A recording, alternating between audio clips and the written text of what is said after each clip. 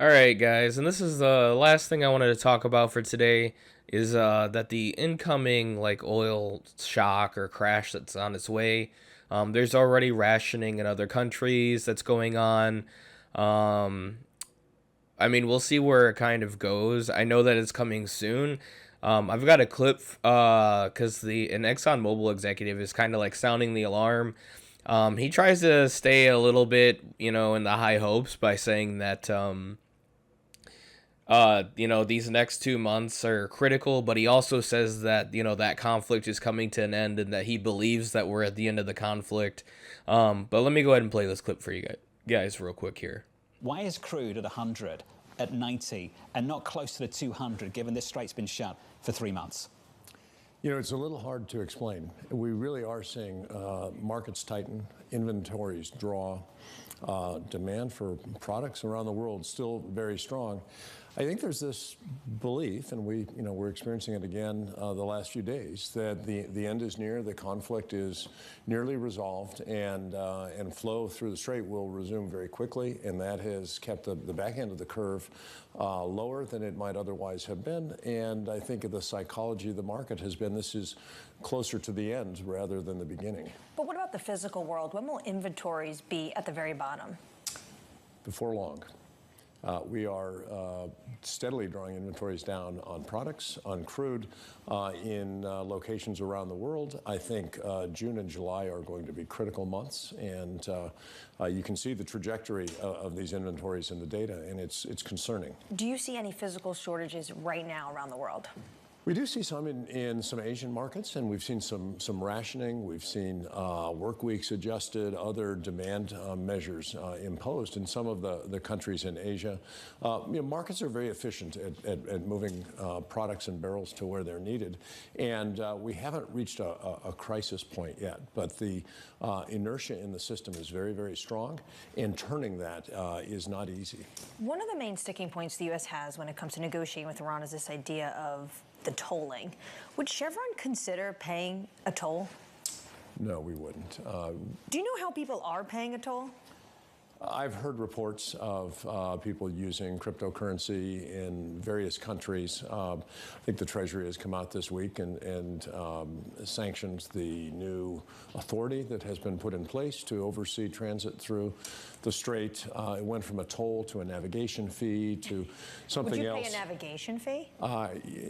A carbon I don't tax, know enough about any of these things to say definitively. But look, freedom of navigation through international waterways is a very well-established principle. And anything like this would begin to say that countries adjacent to an international waterway can charge some sort of a transit fee. There are many other places in the world where that principle could be applied, and not just to energy products, but to all freight moving through the Straits of Malacca, the Bosphorus.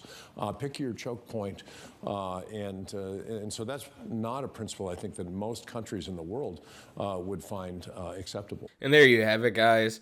Honestly, like the only reason why oil isn't $150, $160 bill as it is right now is because we're using all of our strategic reserve resources.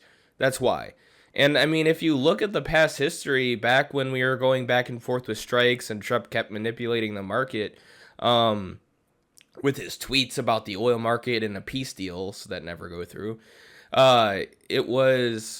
it shot up to like $120 a barrel, like regular crude, not Brent crude, which is like if you ordered it today, like if you needed the oil today. That's the difference between crude oil and Brent. Crude oil prices is like what is it, digitally, and then what is it if you actually need it now on location.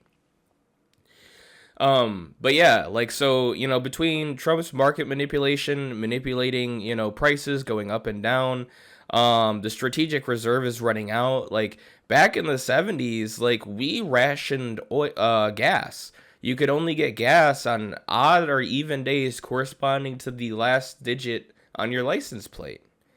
So, I mean, I think that's kind of where we're headed right now, because in that video, the executive is saying that he's hopeful that it's going to come to a close.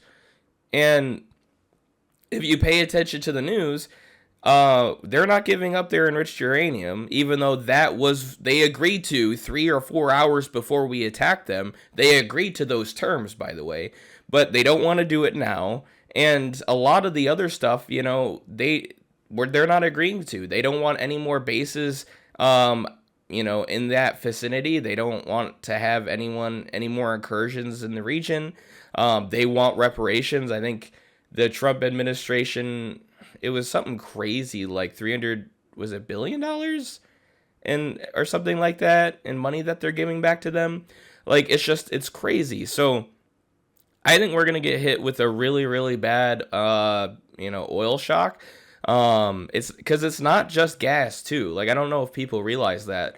AutoZone just sent out an email saying that what was it? They're going to be expecting like motor oil shortages and stuff like that. So this affects everything. I saw another thing on X the other day saying that fuel or airline fuel is up like 20%. That was ticket costs. Airline ticket costs were up that much. So we'll see how everything goes.